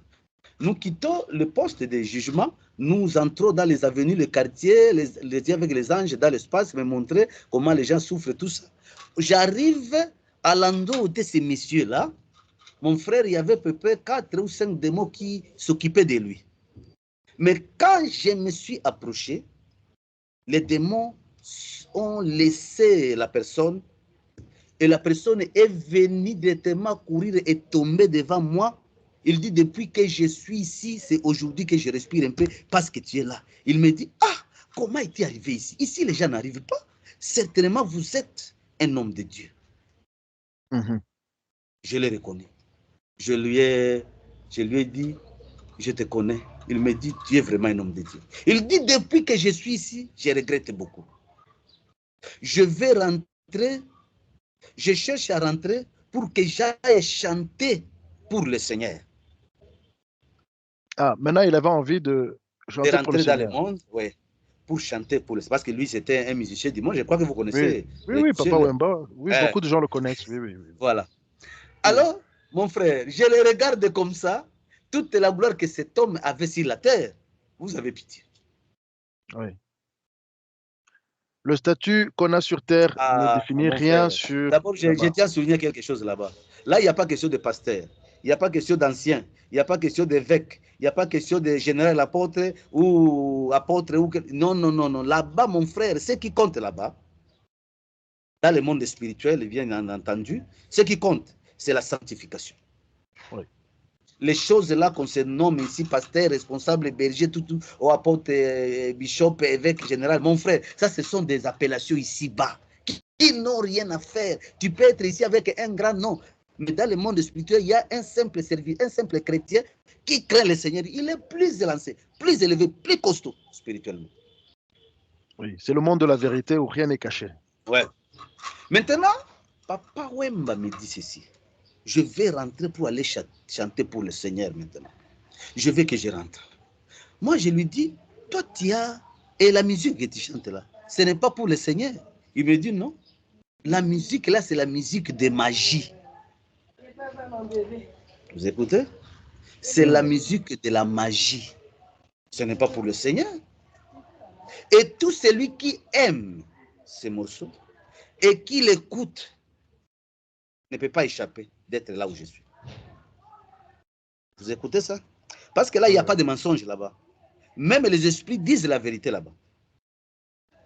Les personnes qui sont mortes, quand vous parlez avec quelqu'un, vous lui demandez pourquoi tu es ici. Il va te dire, je suis ici à cause de tel péché. Chaque esprit humain qui est là-bas, c'est pourquoi il est là-bas. Même après des siècles. Cela reste gravé dans son esprit, dans lui-même. Je le dis en bon. Il dit, mais si la terre, Papa Wemba, tu étais chrétien, non? Il dit, j'étais chrétien. Je lui dis, tu étais chrétien catholique. Il dit, oui, j'étais chrétien catholique. Mais là, on se cache seulement, on se réfugie là-bas. Ah, les magiciens, donc tu dis. Parce que tu as dit que sa musique, il a dit que c'était de la magie. De la magie, oui. Et donc, le magicien se cache là-bas. Il dit, nous nous réfugions là-bas, nous y allons seulement pour cacher notre facette, mais ce n'est pas bon. Et celui qui écoute ma musique et qui l'aime ne manquera pas d'être ici où je suis. Avis à tous les artistes chrétiens, créer des bons morceaux que les gens vont aimer. Tous les chrétiens, même la musique gospel là, c'est déjà ensorcelé. Je te dis. L'habillement, les coiffures. Il y a beaucoup d'influence de Babylone. On ne comprend pas. On ne comprend pas. Dieu n'est plus dans ces trucs-là. C'est dur à parler ça, mais c'est comme ça. Ce que j'ai remarqué là-bas, mon frère, le monde va comme ça, à gauche, et le ciel, vous voulez aller au ciel, vous allez contraire au monde. C'est diamétralement opposé. Si vous voulez être chrétien, vous devez tourner le dos au monde. Mon frère, ça c'est là.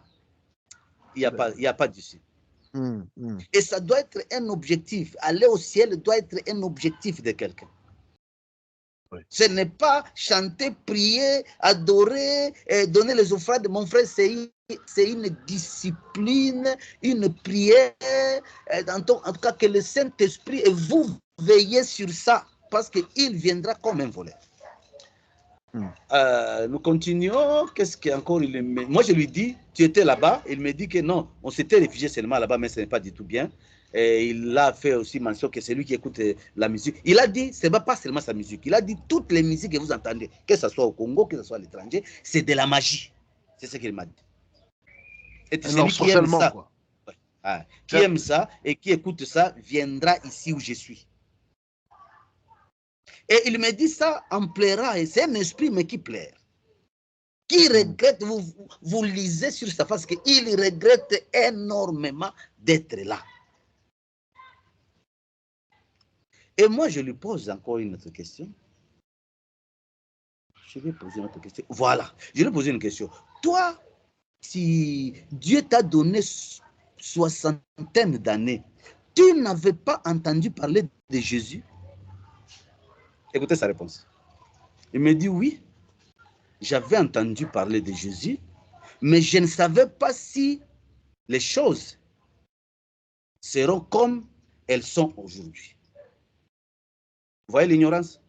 Donc, il n'a pas valorisé les informations de l'évangile, qui parlent de l'enfer, qui parlent de la suite des hommes. Ouais. Oui. Il a ignoré ça. Lui, il a écouté Jésus. C'est ce qu'il a dit. Il a écouté Jésus ici, mais il ne savait pas que tu peux aller en enfer. Non. La réalité là, c'était caché. Et c'est une réalité pour tous les magiciens. Tous les magiciens sont trompés par Satan, qu'eux n'iront pas là-bas parce qu'ils sont ses serviteurs. Qui sont exempts. Ouais. Mais au contraire, quand tu meurs, mon cher, tu as une punition plus exemplaire que ceux qui n'étaient pas occultistes ou magiciens. C'est un faux patron, Satan, le diable. Absolument. C'est un faux patron. J'ai dit, Dieu t'a donné plus de 60 ans. Tu n'as pas entendu quand tu étais dans le monde. Et les anges sont là-bas derrière moi, ils me regardent pendant que je parlais avec Papa Wemba. Et il me dit, j'avais entendu parler de Jésus, mais je ne savais pas si les choses seraient comme elles sont maintenant. Et il s'est agenouillé. Joël, j'ai eu pitié. Et les démons sont à quelques distances, 10 mètres ou 15 comme ça, parce qu'ils ne peuvent pas s'approcher. Nous étions dans une gloire du Seigneur. Il n'y avait pas moyen que les démons s'approchent. Il n'y avait pas moyen. Ils sont toujours là-bas. Ils attendent, ils savent que moi je vais partir et ils vont revenir encore les tourmenter. Maintenant, quand il s'agenouille, il pleure. Moi, il m'a demandé lui-même de prier pour moi pour que je rentre, aller chanter. Je vais maintenant aller chanter pour le Seigneur. J'ai eu pitié. J'ai voulu imposer les mains. Et les anges sont venus me prendre, me dire, ici, on ne prie pas.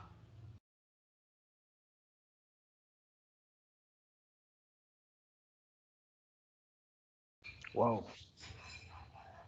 Et ils m'ont dit, les anges m'ont dit, si tu veux qu'il revienne à la vie, quand tu vas rentrer dans votre monde, tu pourras aller à sa tombe, tu enlèves la dalle qu'on met là, et tu pries pour lui, il peut être ressuscité, ou il ressuscitera, mais pas faire ça ici. Tu es venu seulement voir ce qui se passe ici, pas pour prier pour les gens. J'ai eu pitié. Et puis, j'ai été obligé de l'abandonner pour continuer avec les anges, parce qu'il n'y avait pas moyen, mais le temps a été bien chronométré. Je suis parti, il est resté en train de gémir encore, et les soldats sont venus encore l'encercler, et on continuait à... Oui, ceux qui le tourmentaient l'ont récupéré. L'ont récupéré, parce qu'il n'y a pas moyen. Là, il n'y a pas d'issue. Si tu meurs seulement comme ça, c'est fini. Tu regretteras à jamais le salut que tu négliges aujourd'hui. Beaucoup de musiciens congolais, africains que je connais bien sont là-bas. Beaucoup. Parce que tous les musiciens que tu vois, tous les que ce soit chez vous à Bruxelles, à Paris, au Japon, dans un monde où on ne connaît pas, aux États-Unis, on ne parle même pas, tous ces musiciens-là, mon frère, tirent leur gloire auprès de Satan Lucifer. Oui. Ça commence à être connu maintenant. Ça commence à être visible. Ils ne se cachent même plus. Mais les gens sont tellement ensorcelés, justement, qu'ils ne s'en rendent pas. Ils ne font pas attention. Oui, c'est le bon mot. Ils chantent même ces morceaux. Il y a des cris diaboliques qui sont lancés là-bas.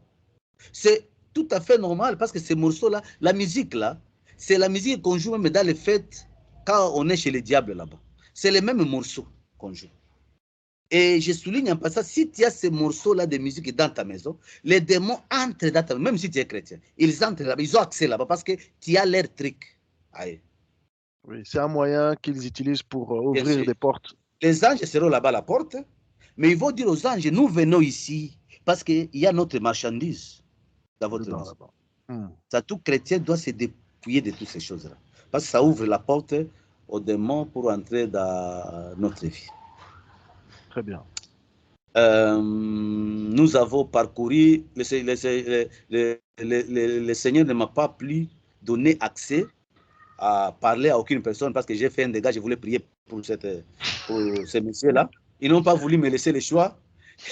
Nous étions seulement en train de parcourir, de regarder. Puis ils m'ont dit, bon, tu as fini ta mission, tu peux rentrer. Et ils sont venus, nous sommes entrés dans la maison, ils m'ont déposé et eux sont partis. Alors, cette expérience, justement, est-ce que tu as l'impression que tu étais dans ton corps en même temps, c'était toi, ou bien c'était ton esprit, ou bien tu ne peux pas faire la différence? Je ne peux pas faire la différence. Parce que j'étais moi tel que je suis là. Vous avez traversé un mur, le toit, il n'y avait pas d'obstacle pour nous. Il n'y avait pas d'obstacle pour nous. Partout où on passait, il y avait l'ouverture. Hein. Mais je voyais la gloire du Seigneur et qui était notre propre lumière et auquel les démons, les esprits impurs ne pouvaient pas s'approcher. Et je ne marchais pas pied sur terre, j'étais toujours à l'air. Même quand j'assistais au poste de jugement, quand j'entrais dans des cellules pour voir comment les gens sont torturés là-bas, oui. C'est dur. Ces choses, j'en parle, hein, mais si vous assistez à ces scènes, un jour, je prêchais, j'ai dit, vous voyez Mobutu, le président de ce pays, là où il est, parce qu'il est dans un cachot impossible, avec un cadenas ici et des chaînes. S'il revenait dans ce monde, donc on lui propose, même un chef de quartier, il va refuser. Il acceptera d'être seulement quelqu'un qui va balayer même la cour de l'église où on prêche Jésus. Parce qu'il a compris ce qui se passe là-bas. Toute la gloire qu'il y a ici, c'est de la tromperie, il n'y a rien. Il n'y a rien. Donc 0 plus 0 divisé par 0, multiplié par 0, c'est 0. Et quand Salomon parle que c'est la poursuite des vents, c'est l'esprit qui a parlé.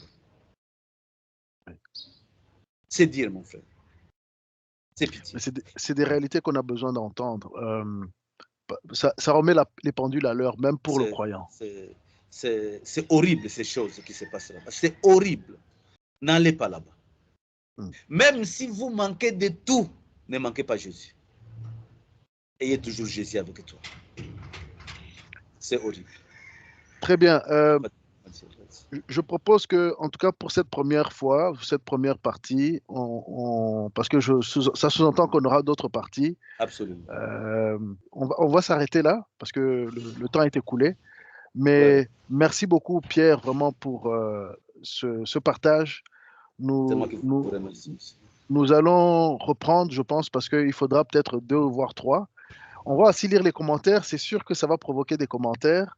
Et peut-être que dans une autre fois, on pourra répondre en utilisant peut-être la Bible pour construire cela, parce que beaucoup de gens, je sais, qui sont offensés par l'évangile de vérité, l'évangile véritable, offense, on le sait, la Bible le dit. Mais elle sauve. Parce que le monde dans lequel nous sommes habitués, ce qui semble commun pour nous, est loin de la pensée de Dieu, parce que c'est la pensée de l'ennemi ou carrément des hommes. Et la pensée des hommes est souvent influencée par l'ennemi, comme Pierre l'a appris à ses dépens, quand on a dit arrière de moi Satan. Pierre, est-ce que tu peux prier pour les personnes qui sont en train de suivre ceci jusqu'à maintenant et qui se sont sentis convaincus de péché ou de besoin de se sanctifier encore? Moi-même, je vois que je vais devoir aller faire quelques prières. Peut-être que je me suis associé à des choses que j'ai oubliées. Je vais demander au Saint-Esprit de me rappeler toutes choses qui auraient pu m'affecter. Mais je remarque simplement, des fois, on est sur YouTube, on voit les petites vidéos qui s'enchaînent, il y a des petites musiques qui rentrent même dans la tête, et ça revient, parce que tu parlais de tout ça, je me suis dit, mais il y a un son récemment qui a commencé à revenir, et je me suis dit, mais il faut que je diminue ça, et que je m'influence par autre chose, et que je coupe ça. Je me suis surpris moi-même. Donc quand tu dis ça, je vois vraiment... Bon, je suis dans une période aussi de prière, donc ça confirme encore. Donc, je pense que beaucoup de gens qui sont en train de suivre, ça va les permettre d'avancer dans leur vie, et c'est ce qu'on a dit. On veut donner des balises spirituelles pour que les gens arrivent à destination, et la bonne destination. Donc, Ouais. si le Seigneur peut t'inspirer à prier, et ensuite aussi, prie d'abord et ensuite on va voir comment les gens peuvent t'atteindre. Nous avons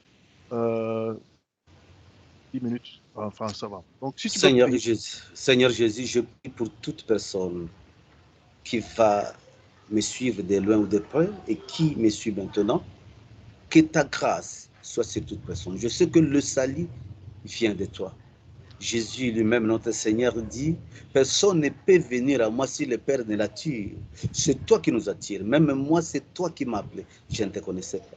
Je te prie, Seigneur, que ta grâce surabonde encore. Comme il est écrit, là où le péché abonde, la grâce surabonde encore, afin que ceux qui sont destinés au salut soient sauvés. Rien ne peut empêcher l'œuvre de la croix. Quel que soit le péché que l'homme peut commettre dans ce monde, que ce soit par ignorance, que ce soit comment, rien ne peut empêcher ton salut.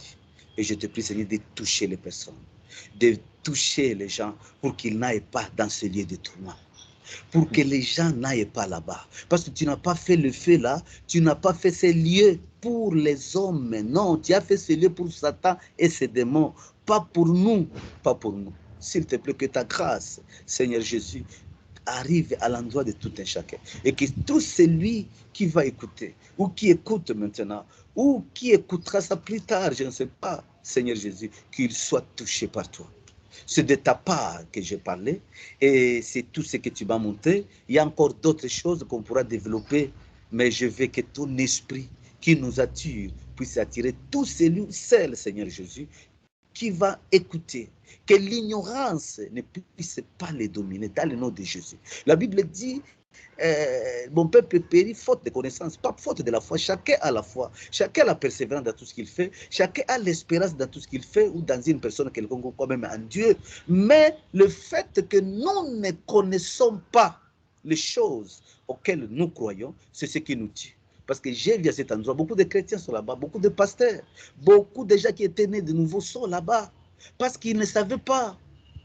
Et l'homme, je ne sais pas comment il est, ne comprennent pas toujours, la difficile de comprendre les choses spirituelles, comme tu l'as dit à l'homme qui était venu de nuit, Nicodème, chez toi, que quand je te parle des choses terrestres, tu ne comprends pas. Mais lorsque je te parlais des choses célestes, comment comprendras-tu? Donc, je te prie, Seigneur, de toucher et d'amener auprès de toi toutes ces brebis éparpillées, toutes ces brebis qui sont perdues, parce que tu es venu exactement pour sauver ceux qui étaient perdus. Je sais que le monde, quel que soit tout ce que le diable fait, ne pourra pas changer l'objectif ultime, parce que le salut est antérieur à tous les plans de l'ennemi. Merci parce que tu vas faire au-delà et que ta volonté soit faite dans le nom de Jésus-Christ. Amen. Amen. Amen. Et Pierre, pour ceux qui veulent peut-être te contacter, est-ce que tu es sur les réseaux sociaux ou bien ou pas du tout? Celui qui voudrait trouver plus d'informations sur peut-être ce que tu as vécu, est-ce que tu te retrouves quelque part? Oui, le contact, je suis sur Facebook, Pierre Muganza Junior, vous pouvez me voir là-bas. Je suis sur Twitter aussi, Pierre Muganza. Donc, pour ces deux réseaux-là, je suis là-bas. Vous allez voir les enseignements, tout ce que je donne. J'essaie aussi de relayer quelques témoignages de personnes que je connais. J'enseigne aussi en ligne, je mets des enseignements, je mets des versets, des lectures bibliques pour essayer de réveiller un peu la conscience des personnes.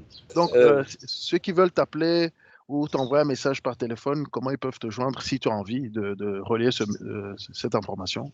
Pour ce qui est de mes contacts personnels, j'ai juste des numéros. Un numéro qui est sur WhatsApp, mais présentement, mon téléphone est en panne, mais ça va revenir. C'est le plus 243 99 045. Très bien, on va l'afficher. Et je suppose que ton email, c'est pierremuganza@gmail.com. Très bien. Ok, donc sûrement tu vas recevoir du courrier. Et ceux qui veulent soutenir Pierre, parce que c'est un serviteur de Dieu, vous pouvez nous contacter. Nous avons trouvé un moyen pour pouvoir le bénir. Alors, vous pourrez soit offrir des cafés, hein, vous voyez, j'ai mon café ici. Si vous voulez le remplir pour Pierre, Vous pouvez envoyer des cafés pour Pierre ou bien nous envoyer via PayPal à visiontransformation.info@gmail.com et nous allons envoyer tous les fonds que nous envoyons pour Pierre. Vous dites pour Pierre et voilà, vous pourrez être béni aussi de se bénir un serviteur de Dieu. Ça va le permettre d'avancer aussi dans ce message qu'il doit finalement maintenant, c'est le temps de le déployer sur la terre et lui donner les moyens pour communiquer efficacement. Donc, merci à vous pour votre générosité. Sachez que Dieu le voit et vous serez bénis par cela. Pierre, est-ce que tu as un dernier message avant qu'on se quitte? Parce que là, on touche vraiment à la fin. Le dernier message, c'est que le Seigneur Jésus vient bientôt. Il faut vraiment se préparer. Nous avons peu de temps dans ce monde et ne soyez pas distraits par quoi que ce soit. Ne soyez pas distraits. Cherchez le Seigneur. Soyez baptisés dans l'immersion totale au nom de Jésus. C'est extrêmement important d'être baptisé dans l'eau profonde et de croire et de vivre dans la sanctification, sans laquelle personne ne verra le Seigneur. Chez Dieu, ce que j'ai remarqué aussi dans le monde spirituel depuis beaucoup de temps, que le Seigneur me fait voir beaucoup de révélations, il n'y a pas de sentiment. Il n'y a pas de sentiment. Il n'y a pas de sentiment. Il n'y a pas de sentiment. On va explorer, Donc, ça. On va explorer cette notion dans un autre... parce que les gens peuvent mal comprendre, mais je trouve que je comprends ce que vous dites, mais on va explorer ça la prochaine fois, justement. Il faut en laisser pour la prochaine fois. Merci beaucoup, Pierre. Vraiment, que Dieu vous bénisse, vous et votre famille et votre église. C'est quelle église dans laquelle vous êtes? Elle s'appelle comment? 8e communauté des églises de Pentecôte en Afrique centrale, 8e CEPAC. C'est une communauté qui a commencé depuis il y a déjà un siècle et quelques. C'est depuis longtemps. D'accord, très bien. Que Dieu vous bénisse, Pierre, Amen. Et à très très bientôt. Merci. Amen. Bao. Au revoir à tous. À très bientôt. Que Dieu vous bénisse parmi nous. Que Dieu vous bénisse dans vos vies. Prenez les bonnes décisions. Nous espérons que, vu que vous avez suivi jusqu'à ce moment, que vous allez être bénis et que vous avez été bénis. Et si vous avez aimé, partagez vraiment ceci. Ça peut aider quelqu'un. Et si aussi vous voulez soutenir la chaîne, vous pouvez le faire comme c'est décrit. Et voilà. Soyez bénis, vraiment. À très bientôt. Vous pouvez désormais nous contacter par WhatsApp, nous envoyer des audios ou des vidéos au numéro affiché sur l'écran ou au lien Google Drive dans la description. Vous pouvez désormais soutenir la chaîne via PayPal ou en nous achetant un café. Les détails sont dans la description.